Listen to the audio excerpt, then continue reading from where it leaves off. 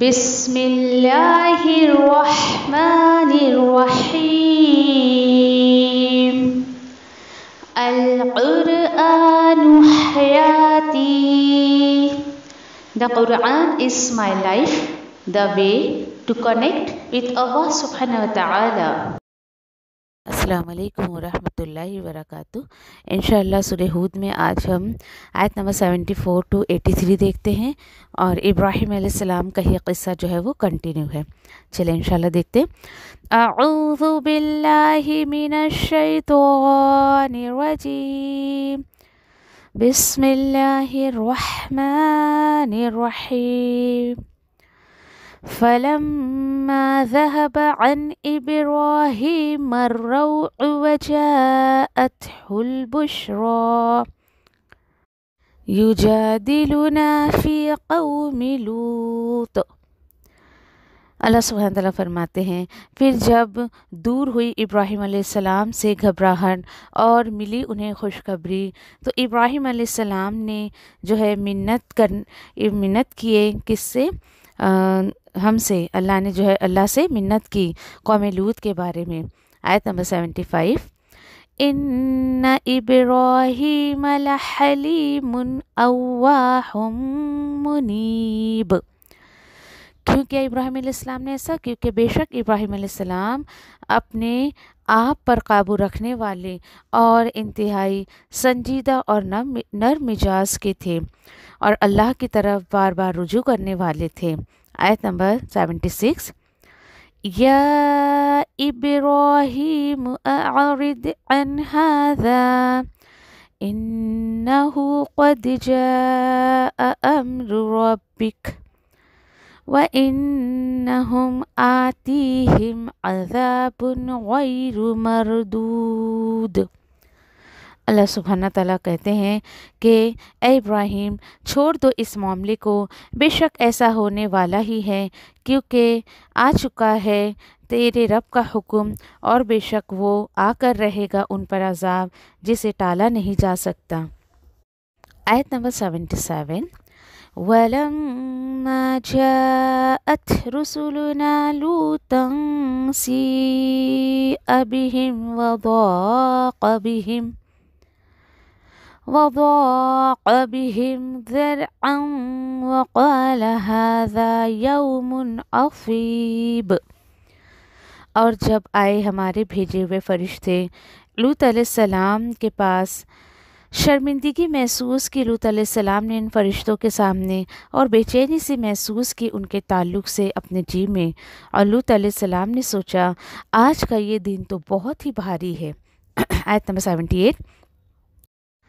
وَجَاءَهُ قَوْمُهُ يُهْرَعُونَ إِلَيْهِ وَمِن قَبْلُ كَانُوا يَعْمَلُونَ السَّيِّئَاتِ قَالَ يَا قَوْمِ هَؤُلَاءِ بَنَاتِي هُنَّ أَطْهَرُ لَكُمْ فَاتَّقُوا اللَّهَ وَلَا تُخْزُونِ فِي ضَيْفِي أَلَيْسَ مِنكُمْ رَجُلٌ رَشِيدٌ.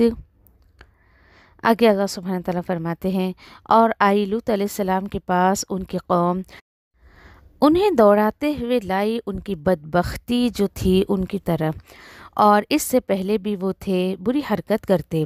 لوط علیہ السلام نے کہا، اے میری قوم، یہ میری قوم کی بہو بیٹیاں ہیں، یہ زیادہ پاکیزہ ہیں تمہارے لیے، تو ڈرو اللہ سے اور مجھے رسوا نہ کرو میرے مہمانوں کے سامنے. کیا تم میں سے کوئی بھی بھلا آدمی نہیں ہے؟ آیت نمبر 79. قالوا لقد علمت ما لنا في بناتك من حق وإنك لتعلم ما نريد. لوط علیہ السلام نے جو ہے وہ کہا، اس کے بعد قوم کے لوگوں نے ان کی بات کا جواب دیا. کہا قوم کے لوگوں نے، بے شک تو جانتا ہے کہ نہیں ہے ہمیں تیری قوم کی بہو بیٹیوں میں کوئی دلچسپی، اور بے شک تو جانتا ہے ہمارا ارادہ کیا ہے. آیت نمبر 80. قال لو أن لي بكم قوة أو آوي إلى ركن شدید۔ لوط علیہ السلام نے سوچا، اے کاش کہ میرے پاس تمہارے خلاف کوئی قوت ہوتی یا میں ٹھکانہ حاصل کرتا کسی مضبوط عمارت میں۔ آگے 81 میں دیکھتے ہیں، قالوا یا لوط انا رسل ربک لن یصلوا الیک بأسر بأهلك بقطع من الليل ولا يلتفت منكم أحد إلا امرأتك إنه مصيبها ما أصابهم إن موعدهم الصبح أليس الصبح بقريب۔ فرشتوں نے کہا، اے لوط، بے شک ہم بھیجے ہوئے فرشتے ہیں آپ کے رب کی طرف سے، ہرگز نہیں وہ ہاتھ ڈال سکیں گے آپ پر، سو نکلو اپنے گھر والوں کے ساتھ رات کے ایک حصے میں، اور نہ مڑ کر دیکھیے تم میں سے کوئی مگر آپ کی بیوی، بے شک وہی عذاب پہنچے گا آپ کی بیوی کو بھی جو ان سب کو پہنچے گا، بے شک ان کے وعدے کا وقت ہے صبح کا وقت، کیا صبح قریب نہیں ہے؟ آیت نمبر 82 and 83۔ فَلَمَّا جَاءَ أَمْرُنَا جَعَلْنَا عَالِيَهَا سَافِلَهَا وَأَمْطَرْنَا عَلَيْهَا حِجَارَةً مِّن سِجِّيلٍ مَّنضُودٍ مُّسَوَّمَةً عِندَ رَبِّكَ وَمَا هِيَ مِنَ الظَّالِمِينَ بِبَعِيدٍ۔ پھر جب آیا ہمارا حکم، الٹ پلٹ کر کے بنا دیا ہم نے اس کے اوپری حصے کو اس کا نچلا حصہ، اور بسایا ہم نے اس آبادی پر کنکری نما پتھر مسلسل برسنے والے، نشان زدہ آپ کے رب کی طرف سے، اور نہیں یہ آبادی گنہگاروں سے زیادہ دور تھی۔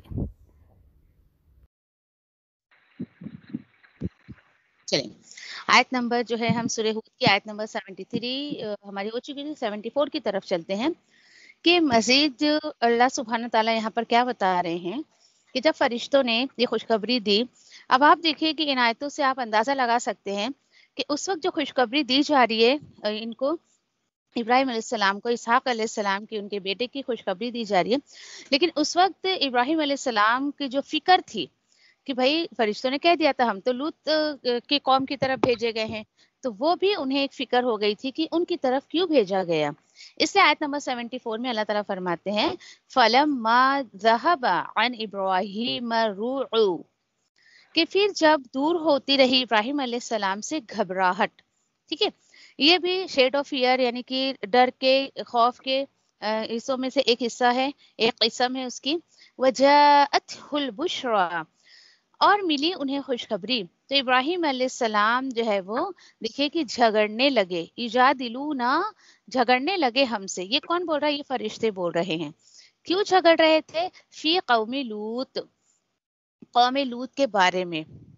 یاد رکھیں یہاں پر آپ دیکھیں روعو جو آیا ہے، روعن، یہ بھی ایک طریقے کی جو ہے وہ گھبراہٹ ہے، ایک طریقے کا ڈر ہے، لیکن یہ کیسی گھبراہٹ ہے؟ جیسے کہ پیچھے میں نے آپ لوگوں کو کچھ گھبراہٹ اور شیڈس آف فیئر کے بارے میں بتایا، تو یہ وہ گھبراہٹ ہے، حیرت اور جو ہے یعنی تعجب میں انسان جو ایک کیفیت ہوتی نا، حیرت بھی ہو رہی ہے، تعجب بھی ہو رہا ہے انہیں، اور حیرت کس بات پر ہو رہی تھی کہ ان کو بیٹے کی خوشخبری دی جا رہی ہے، اور تعجب اس بات کا ہو رہا تھا انہیں کہ لوط علیہ السلام کی قوم پر کیوں عذاب اللہ تعالیٰ بھیج رہے ہیں، یہ انہیں تعجب ہو رہا تھا۔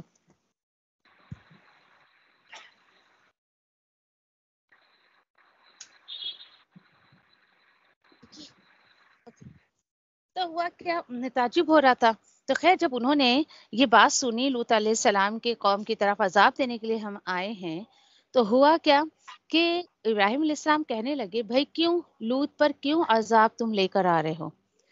تو وہ کہنے لگے کہ اچھا ایک بات بتاؤ، ابراہیم علیہ السلام بات کرنے لگے فرشتوں سے کہ اگر انہیں 50 لوگ بھی ہوں گے تب بھی تم عذاب دو گے؟ فرشتوں نے کہا جی ہاں۔ پھر اس کے بعد جو ہے یعنی کہ ایسے ہوتے ہوتے ہوتے پھر انہوں نے پوچھا ابراہیم علیہ السلام نے، اچھا 40 لوگ بھی ایمان لائیں گے تو پھر دو گے؟ بولے ہاں۔ ہوتے ہوتے 5 لوگوں پر بات آ کے رک گئی، یعنی کہ اگر ان میں 5 لوگ بھی اگر ایمان جو ہے وہ نہیں لائے ہوں گے تو ہم ان کو عذاب دیں گے۔ پھر خیر یہ تو غیب کی باتیں تھی جو اللہ نے فرشتوں کو بتا دی تھی، تو فرشتوں نے کہا کہ ان کے قوم پر تو عذاب اللہ کا حکم آ چکا ہے عذاب کا۔ کیوں؟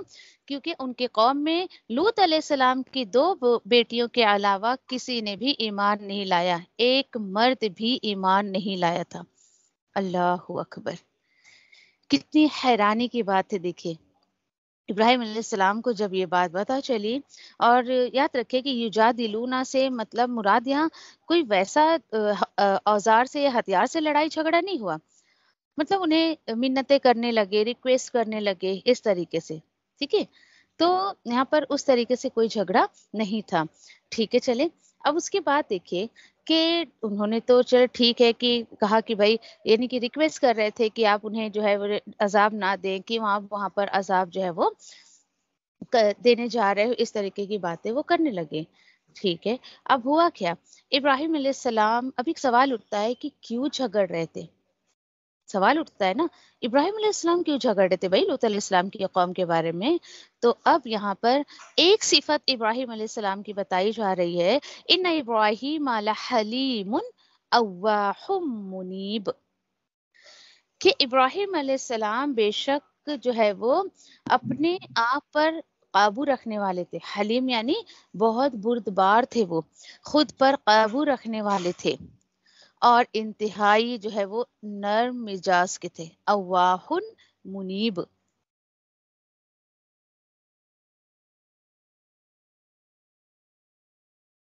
اور اللہ کی طرف بار بار رجوع کرنے والے تھے۔ سبحان اللہ! یاد رکھیں اور دیکھیں کہ یہاں پر ابراہیم علیہ السلام کی 3 کوالٹیز کو بیان کر کے اللہ تعالیٰ فرما رہے ہیں کہ تم جو ہے یعنی کہ پوچھا نا انہوں نے فرشتوں سے، بھائی کیوں تم عذاب دے رہے ہو، یا انہیں جو ہے وہ کیوں تکلیف ہو رہی تھی یا کیوں پریشان ہو رہے تھے؟ تو یہ کوالٹی ایک اہم بات نوٹ کریں، ایک داعی دین کو جب وہ دعوت کا کام کرے تو اسے نرم مزاج ہونا چاہیے۔ اگر ہم لوگوں پر تانا کشی کرنے والے بنے، یعنی اللہ نے ہمیں اپنے دین کے لیے چنا، ہم لوگوں کو تانے دیتے رہیں یا ان کی برائیوں پر انگلی اٹھاتے رہیں یا پھر سمجھے کہ سختی ان کے اوپر کریں، تو وہی بھاگ جائیں گے سب ہمارے پاس سے۔ کبھی بھی نہیں ایسا ہوگا کہ آپ جو ہے سخت مزاج ہوں اور لوگ آپ کو چپکے رہے، جی نہیں۔ ایک دعوت کے پوائنٹ آف ویو سے کہ جب ہم دین اسلام کا کام کریں، دعوت کا کام کریں، لوگوں کو اللہ کی طرف بلائیں، تو اواہن اور حلیمن کی کوالٹی اپنے اندر رکھیں۔ منیب صفت کا انسان کون ہوتا ہے؟ ہر طرف سے کٹ کر صرف ایک طرف وہ جڑا ہوا ہوتا ہے، اور وہ ہے اللہ کی ذات۔ جی ہاں، وہ بالکل یہاں وہاں نہیں جڑتا ہے، وہ خود کو اللہ کی ذات سے جوڑ کر اور اپنے آپ کو جو ایک مکمل بندے مومن بنانے کی کوشش کرتا ہے۔ اب ایک سوال اٹھتا ہے، ابراہیم علیہ السلام اتنا تڑپ رہے تھے کہ بھائی فرشتوں سے بھی جھگڑا کر لیا، نہیں اس قوم پر عذاب مت دو بھائی، اس میں تو لوط بھی ہے اور وہ اللہ کا نبی ہے۔ پھر بھی ابراہیم علیہ السلام کی جو یعنی کہ یہ تڑپ ہے وہ قبول کیوں نہیں ہوئی؟ کیسے ہمیں پتہ چل رہا ہے کہ ان کی تڑپ قبول نہیں ہوئی؟ تو آیت نمبر 76 میں اللہ تعالیٰ بتاتے ہیں، یا ابراہیم، اے ابراہیم، اعرض عن ھذا، چھوڑ دیجئے ان کے معاملے کو۔ یعنی کیوں چھوڑ دیجئے؟ ابھی فرشتے بول رہے ابراہیم علیہ السلام کو، آپ ان چکروں میں نہ پڑے، ہم جیسے کہتے ہیں نا عام زبان میں، چھوڑ دیجئے ان معاملے کو۔ کیوں؟ کیونکہ انہو قد جاء امر ربک، کیونکہ بھائی دیکھیے بے شک ہونا وہی ہے جو اللہ کی طرف سے حکم آ چکا ہے، آپ کے رب کی طرف سے جو حکم آ چکا ہے بے شک ایسا ہی ہوگا۔ اور وہ کیا ہے؟ وہ حکم کیا ہے اللہ کا؟ وَإِنَّهُمْ آتِيهِمْ عَذَابٌ غَيْرُ مَرْدُودٌ، اور بے شک وہ جو اللہ کا عذاب ہے یقیناً وہ آ کر رہے گا اور جسے ٹالا نہیں جا سکے گا۔ یہ تھا اللہ کا حکم۔ سوچے ذرا آپ ایک بہت اہم نقطہ جو اس آیت میں مجھے اور آپ کو سمجھ آ رہا ہے کہ دیکھیے ابراہیم علیہ السلام بہت تڑپے تھے. پیچھے ہم نے دیکھے کہ سورہ یونس میں سورہ یونس میں یونس علیہ السلام کی قوم کا ذکر پڑھا کہ اللہ نے ان پر عذاب نہیں بھیجا، سارے قوم کے لوگوں کو اللہ نے بچا لیا. لیکن وہیں پر دیکھیے ہم نے صالح علیہ السلام کے قوم کے لوگوں کے بارے میں پڑھا، ہود علیہ السلام، نوح علیہ السلام کا تو اپنا خود کا بیٹا ڈبو دیا گیا تھا. سوال اٹھتا ہے کیوں؟ یونس علیہ السلام کی قوم کیوں بچ گئی؟ باقی قوم کے لوگ کیوں ڈوب گئے؟ کیوں ان پر عذاب آیا؟ تو یاد رکھے اور یہاں پر دیکھیں ابراہیم علیہ السلام کے تڑپنے کے باوجود بھی لوط علیہ السلام کے قوم پر عذاب آیا. وجہ کیا ہے؟ یہ ایک کوشچن مارک ہے میرے اور آپ کے سامنے. اس کا جواب بہت ہی سیدھا سا ہے. دیکھیے یونس علیہ السلام کی قوم خود تڑپی تھی کہ اللہ ہمیں تو عذاب سے بچا لے. باقیوں کا معاملہ ایسا ہے کہ وقت کا نبی وقت کا رسول تڑپ رہا ہے. قوم کے لوگ تو بدماشی دکھا رہے ہیں. قوم کے لوگوں کے اندر تڑپ نہیں تھی. ایک جملہ نوٹ کر لیں، بڑے شعور سے آپ کو کہہ رہی ہوں میں، لکھ لیں اپنے پاس کہیں پر.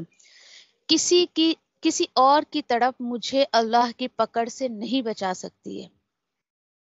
میں اگر گناہ میں ملوث ہوں تو اللہ میری پکڑ کرے گا، اور کوئی اگر تڑپے ہائے ان کی پکڑ نہ کرے اللہ کبھی نہیں بچائے گا. کیوں؟ کیونکہ کسی اور کی تڑپ میرے اور آپ کے کام نہیں آ سکتی ہے. بندے کو خود تڑپنا پڑتا ہے. یونس علیہ السلام کی قوم اس کی بہترین مثال ہے. اب آگے چلے، آگے ہوا کہ ہم دیکھتے ہیں. خیر یہی معاملہ یہ ہو گیا ابراہیم علیہ السلام کا. اب جو بھیجے ہوئے جو فرشتے تھے وہ آئے لوط علیہ السلام کے پاس. آگے کیا ہوا انشاءاللہ ہم دیکھتے ہیں. آگے ہوا یہ کہ آیت نمبر 77 میں اللہ تعالیٰ بتاتے ہیں وَلَمَّا جَاءَتْ رُسُولُنَا لُوطًا سِیءَ بِهِمْ وَضَاقَ بِهِمْ ذَرْعًا وَقَالَ هَٰذَا يَوْمٌ عَصِیبٌ. اور جب آئے ہمارے بھیجے ہوئے فرشتے لوط علیہ السلام کے پاس، لوط علیہ السلام کو بڑی شرمندگی محسوس ہوئی فرشتوں کے سامنے. ہائے یہ کیا بات ہو گئی؟ کیوں بھائی انہیں شرمندگی کی محسوس ہے؟ کیا مہمانوں کے آنے سے شرمندگی محسوس ہوتی ہے؟ جی نہیں. دیکھیے وہاں پر ایز اے گیسٹ آئے تھے یہ فرشتے لوط علیہ السلام کے گھر میں، جو ہے وہ ایک مہمان کے طور پر آئے تھے.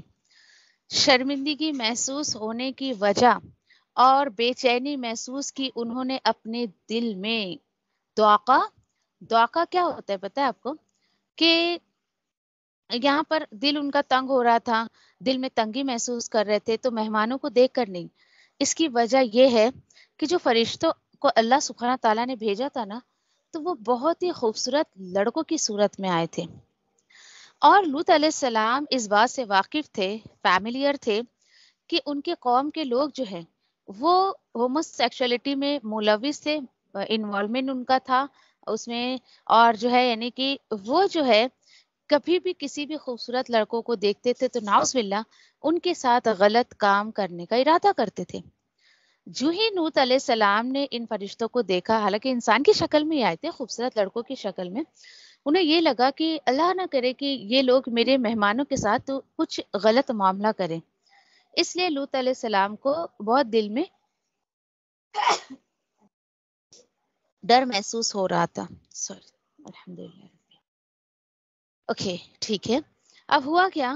تو لوط علیہ السلام نے اس وقت یعنی اس بے بسی میں، اس ڈر اور خوف کے معاملے میں ان کی جو دل کی کیفیت تھی، جو جملہ نکلا نا ذرا اس پر دھیان دیجیے. اور لوط علیہ السلام کہنے لگے، انہوں نے سوچا ھذا یوم عصیب، آج کا یہ دن تو بہت ہی بھاری ہے مجھ پر. سنیے ایسا وہ کہنے لگے. اور اس کے بعد جو ہے یاد رکھیں کہ یہاں پر جو ہے اس کے بعد کیا ہوا، اتنا بھاری لگا کیونکہ وہ قوم کے جو لوگ تھے نا انہیں مطلب ریکویسٹ کر رہے تھے کہ بھائی ایسا مت کرو، اور جو ہے وہ تم جو ہے یعنی کہ ایسا میرے مہمانوں کے ساتھ معاملہ مت کرو اور اس طریقے سے. لیکن قوم کے جو لوگ تھے ان پر جو برائیاں ان کے دماغ میں ان کے سر پر سوار تھی، وہ ہمیں اگلے آیت سے پتہ چلتا ہے کہ وجاء قومہ، اور आए लूत अलैहिस्सलाम के पास उनके कौम के लोग। हाँ, अच्छा, युहराऊन इलैहि पर गौर करें जरा, ये अल्फाज, ये पैसिव वॉइस है, एक्टिव वॉइस नहीं है। वो खुद ही नहीं आ रहे थे, बल्कि युहराऊना हमें बता रहा है, पैसिव वॉइस है, कि कोई और उन्हें दौड़ा रहा था। उन्हें दौड़ाते हुए लाए। कौन लाया? ये उनकी बदबख्ती थी। ये उनके नफ्स के हाथों, जो वो नफ्स के काबू में जो पड़े हुए थे, वो उनके ऊपर जो एक बदफेल का यानी गलत काम का नशा जो चढ़ा हुआ था, वो उन्हें दौड़ा कर ला रहा था लूत अलैहिस्सलाम की घर की तरफ। बता रही समझे, जरूरी नहीं कोई इंसान ही दौड़ा कर लाए। हुआ क्या फिर? वमिन कब्लु कानू, और इससे पहले भी वो थे, बुरी हरकतें करते थे। ये अल्लाह सुब्हानहू तआला यहाँ पर हमें इंफॉर्मेशन दे रहे हैं। ये कोई पहली मर्तबा मामला नहीं था कि वो लूत अलैहिस्सलाम के मेहमानों के साथ ऐसा कुछ करने आ रहे थे, बल्कि वो पहले से ही ऐसी बहुत सारी बुराइयों में, और स्पेशली यहाँ पर देखिए, मर्द जो है अपनी जरूरत पूरी करने के लिए, हाँ, होमोसेक्सुअलिटी में मुलविस थे वो, और वो मर्दों से ही जाकर ये अमल करते थे। लूत अलैहिस्सलाम का कौल सुनिए जरा। अल्लाह ताला फरमाते हैं, लूत अलैहिस्सलाम ने कहा, हा उलाई बनाती हुन्ना अतहरु लकुम फत्तकुल्लाह, ये मेरी कौम की बहु बेटियां हैं, ये ज्यादा पाकीज़ा है तुम्हारे लिए, तो अल्लाह से डरो और मुझे रुसवा न करो मेरे मेहमानों के सामने।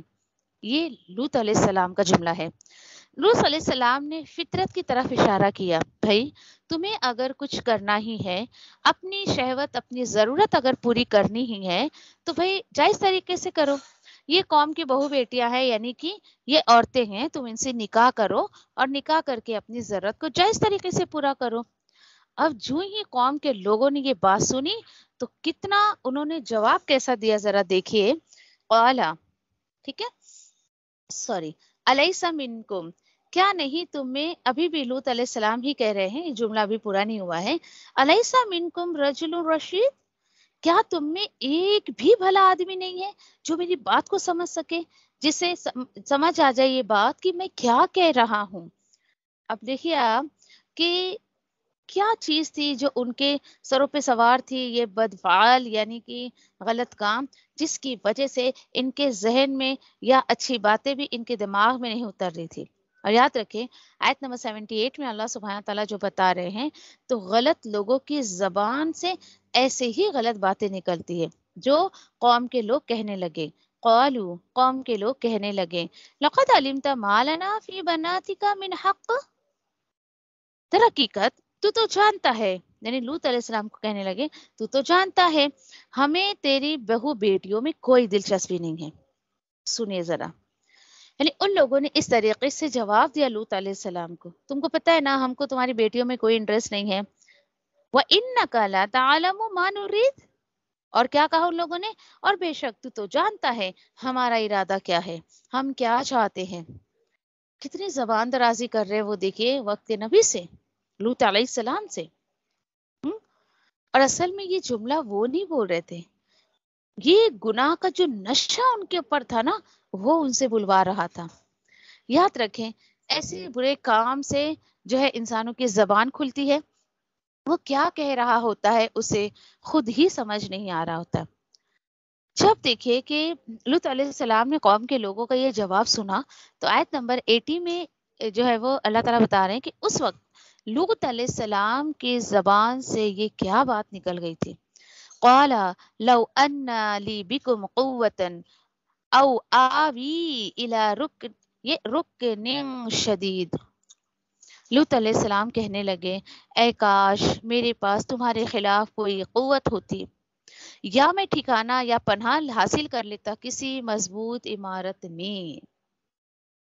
नबी करीम सल्लल्लाहु अलैहि वसल्लम ने, याद रखे कि जब ये आयत पढ़ी, ये जुमला अल्लाह ने उन्हें जब बताया, लूत अलैहिस्सलाम ने ऐसा कहा, फौरन आप सल्लल्लाहु अलैहि वसल्लम की जबान से एक जुमला मुबारक निकला कि अल्लाह लूत अलैहिस्सलाम पर रहम करे। क्यों भाई, क्यों जुमला निकला? क्योंकि अल्लाह सुब्हानहू तआला के रसूल सल्लल्लाहु अलैहि वसल्लम सोचने लगे, ये क्या बात कह दी लूत अलैहिस्सलाम ने। کہ میں کوئی کسی کی پناہ لے لیتا، میں کہیں مضبوط قلعے میں جا کر جو ہے وہ چلا جاتا، تاکہ یہ میں بدکاری نہیں دیکھ سکتا، نہ دیکھ سکوں میں۔ یاد رکھیں کہ حالانکہ ان کے اس جملے پر اللہ سبحانہ تعالیٰ نے لوط علیہ السلام کو معاف کر دیا تھا، کیونکہ جان بوجھ کر یہ جملے نہیں کہا تھا انہوں نے۔ آپ صلی اللہ علیہ وسلم نے کہا وہ تو آلریڈی اللہ کی پناہ میں تھے۔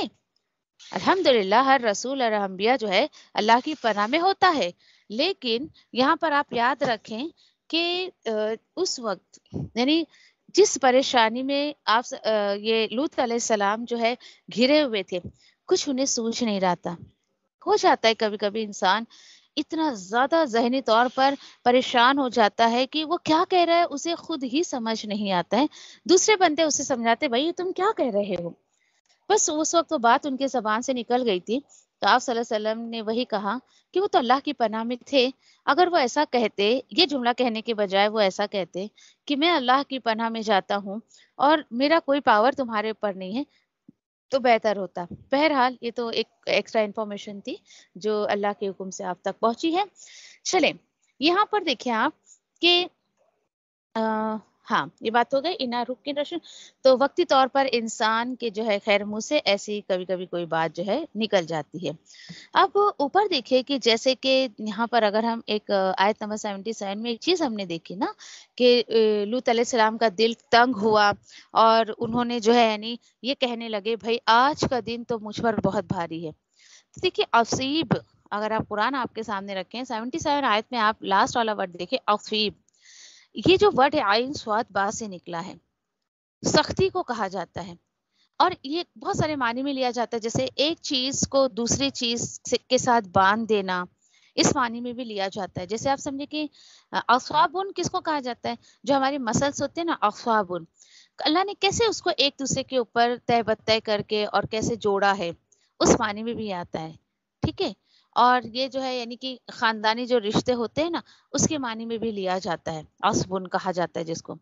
اسی طریقے سے دیکھیے کہ اگر اردو کا ایک لفظ ہے تعصب، وہ بھی اسی سے نکلا ہے۔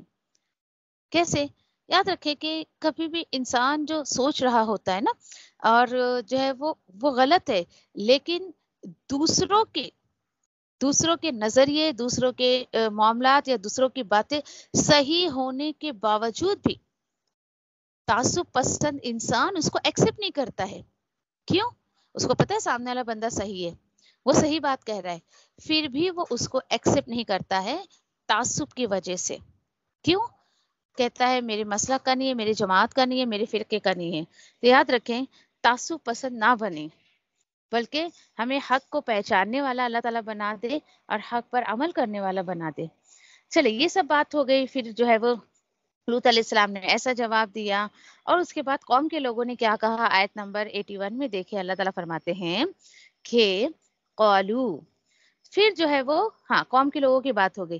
اب یہ قالو فرشتوں کی طرف جا رہا ہے، کیوں؟ کیونکہ آگے جملہ ہمیں بتا رہے ہیں، فرشتوں نے کہا یا لوطو، اے لوط علیہ السلام، بے شک ہم تو اللہ کے بھیجے ہوئے تیرے رب کے بھیجے ہوئے فرشتے ہیں، لئی اصیلو الیکا، یہ جو لوگ ہیں نا آپ جو پریشان ہو رہے ہو کہ آپ کے قوم کے لوگ ہمیں جو ہے وہ ہمارے ساتھ ایسا کچھ کریں گے، تو ہرگز نہیں وہ ہم پر ہاتھ ڈال سکتے ہیں، ہرگز نہیں وہ ہم تک پہنچ سکتے ہیں، ٹھیک ہے، وہ آپ تک بھی پہنچ نہیں سکیں گے، یعنی بے فکر رہیں، نہ وہ آپ کا کچھ بگاڑ سکیں گے نہ وہ ہمارا کچھ بگاڑ سکیں گے۔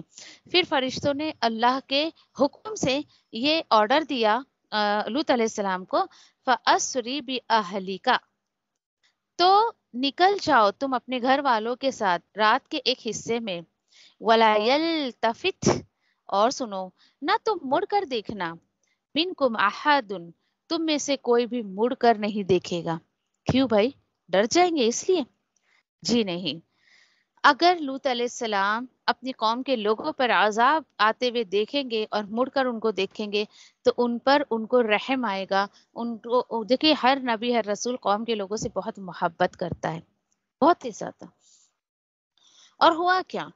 پھر اس کے بعد اللہ نے آگے فرمایا اِلَّا امْرَأَتَكَ، مگر آپ کی بیوی، مطلب آپ اپنے اہل کو لے کر نکلے، سوائے اپنی بیوی کے. آپ اپنی بیوی کو اپنے ساتھ لے کر نہیں نکلنا.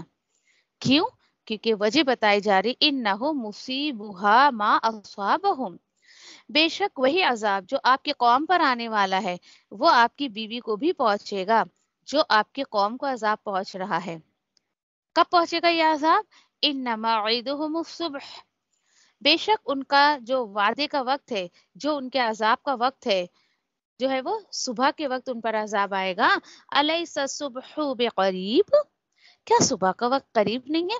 یعنی ابھی بہت ٹائم نہیں ہے کہ ان کو مہلت دی جائے گی، بلکہ یہ رات کے حصے میں آپ لے کر جائیں اپنے ساتھیوں کو اور صبح کے وقت ان پر عذاب آ جائے گا. یہ بات تھی. ٹھیک ہے، چلے یاد رکھیں. ایک سوال اٹھتا ہے، بھائی لوط علیہ السلام تو اللہ کے بہت ہی بہترین نبی گزرے ہیں، ان کی وائف کو کیوں جو ہے عذاب میں مبتلا کیا گیا؟ اور دیکھیے کہ ان کے اہل میں ایک بھی مرد نہیں تھا ایمان والوں کی کیٹیگری میں سے، صرف اور صرف ان کی 2 بیٹیاں تھیں. اللہ اکبر، کتنے افسوس کی بات ہے. دیکھیں، اور آتا ہے روایتوں میں کہ ان کی جو بیوی تھی نا، سورہ تحریم میں بھی دیکھے، آگے چل کر ہم دیکھیں گے کہ 2 جو ہے وہ یعنی کہ برے عورتوں کی مثال میں سے ان کی لوط علیہ السلام کی بیوی کی مثال دی گئی ہے کہ لوط علیہ السلام کی بیوی جو تھی وہ بری عورت، وہ اچھی عورت ثابت نہیں ہوئی اچھی بیوی ثابت نہیں ہوئی. کیوں؟ کیونکہ اس نے اپنے شوہر کے ساتھ جو اللہ کے نبی تھے ان کے ساتھ خیانت کی. اچھا، خیانت کیا کی تھی؟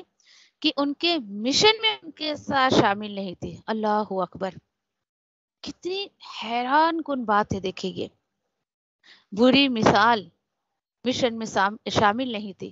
اچھا، کرتی کیا تھی یہ جو ہے نا، اصل میں لوط علیہ السلام کے خاندان سے نہیں تھی، دوسرے خاندان سے تھی.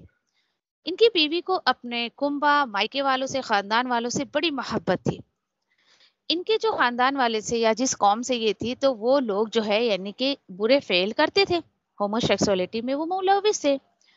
تو جب کبھی بھی یعنی ان کے گھر میں کوئی مہمان آتا، مرد حضرات آتے، جیسے کہ ابھی یہی دیکھ لیں آپ، اللہ نے فرشتوں کو انسانی شکل میں بھیجا تھا، تو یہ کیا کرتی تھی، اپنے گھر کے اوپر نا جھنڈیاں لگا دیا کرتی تھی.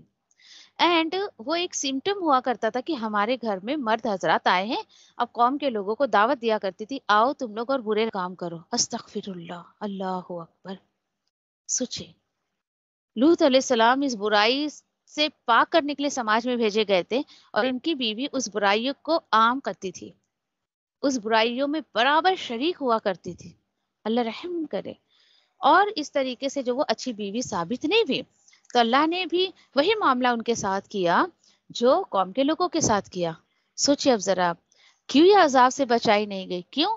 کیونکہ یہ خود نہیں تڑپتی تھی، اس نے اپنے شوہر کا ساتھ نہیں دیا، اس نے اچھے لوگوں کا اچھے کاموں میں ساتھ نہیں دیا.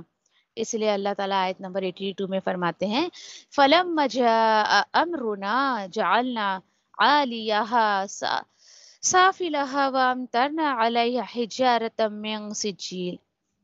کیسا سجیل؟ منضود.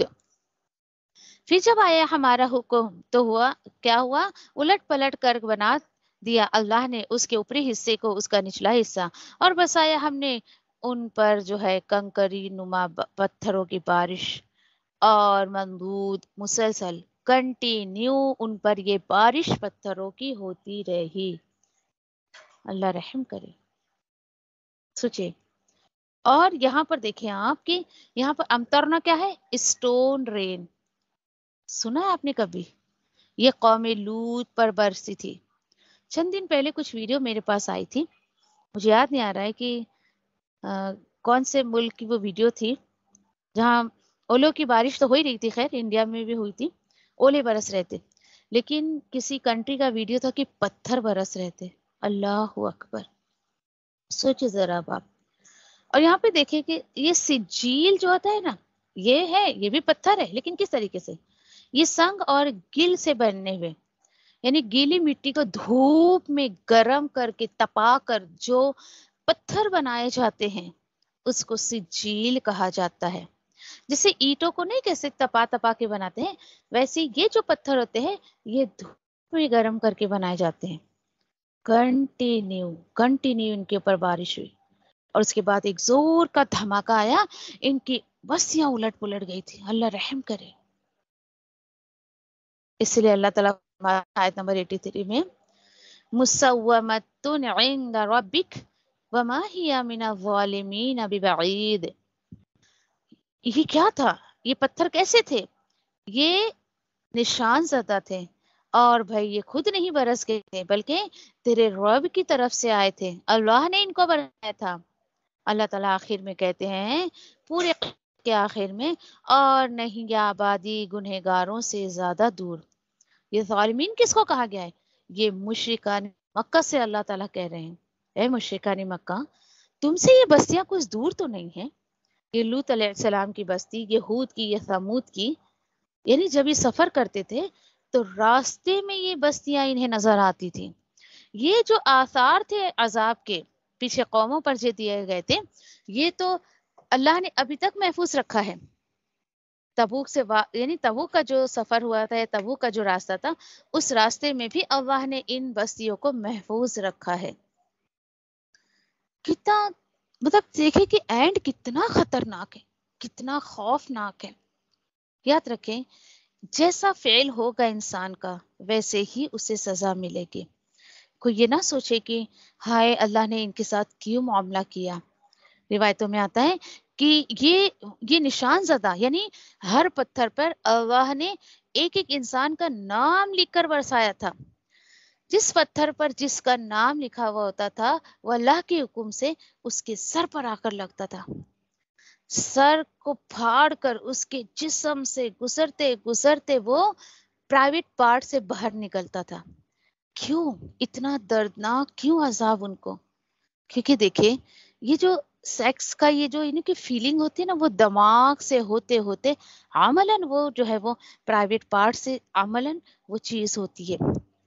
इस तरीके से, क्योंकि गुनाह इनका ऐसा था ना, अल्लाह ने इनके साथ मामला भी ऐसा ही किया। याद रखे कि इंसान जैसे उसकी करतूतें होंगी, जैसे उसके काम होंगे, उसी तरीके से उसे सजा मिलेगी। आज भी देखिए कि हमारे समाज में ये इतना आम कर दिया गया है। और याद रखिए, बहुत सारे, जहां पर बहुत सारे फितने हैं ना, उसमें से एक फितना होमोसेक्सुअलिटी है। याद रखें, नाउज़ुबिल्लाह, अभी कुछ टाइम पहले तो मुझे भी ऐसी है ना कि एक न्यूज़ सुनने में आई थी, अस्तगफिरुल्लाह, कि यहाँ पर जो है इंडिया में भी मर्द का मर्द से के मैरिज और वेडिंग जो है वो लॉफुल कर दिया गया है। ये तो खुद लोग दावत दे रहे हैं इस फितने को।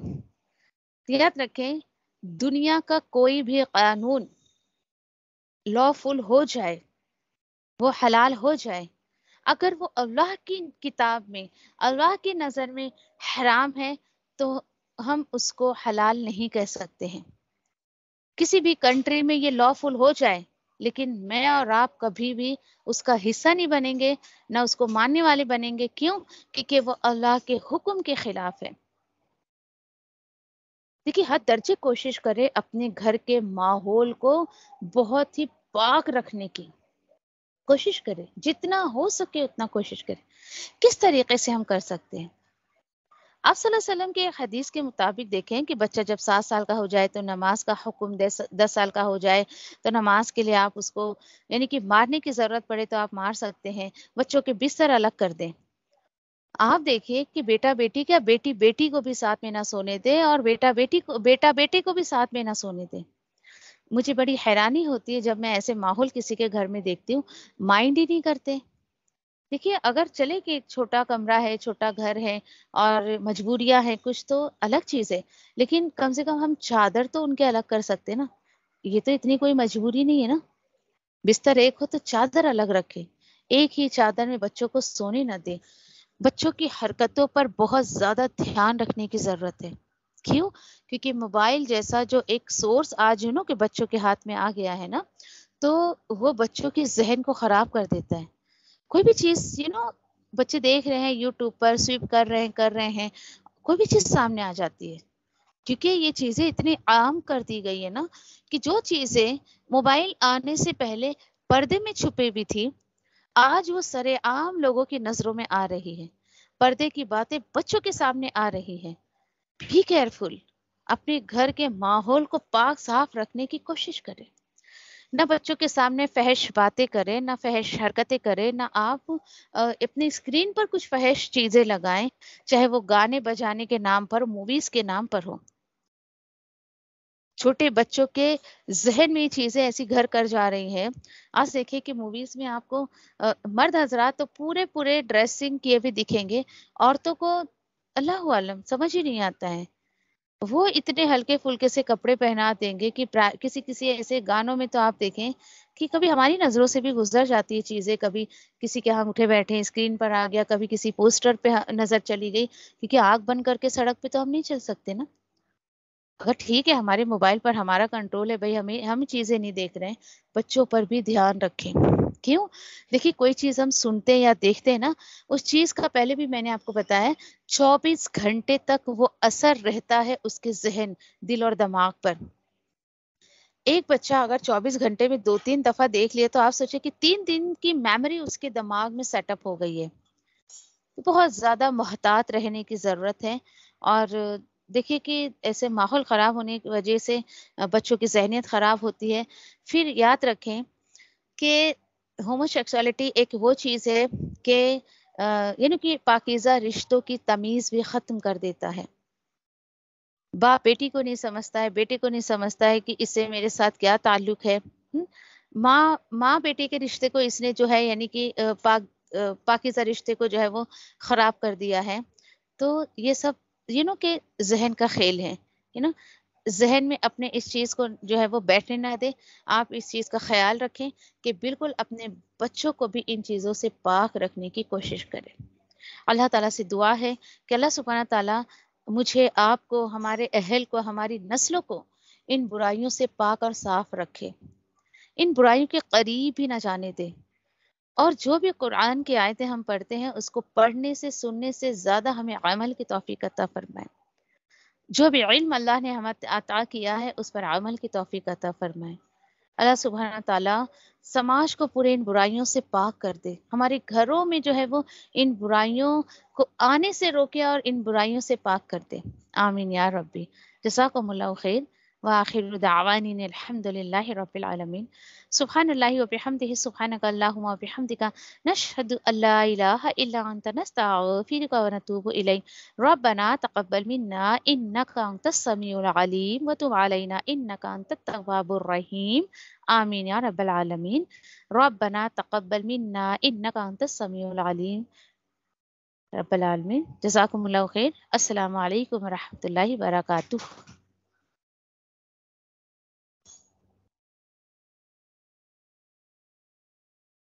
وعلیکم السلام ورحمۃ اللہ وبرکاتہ.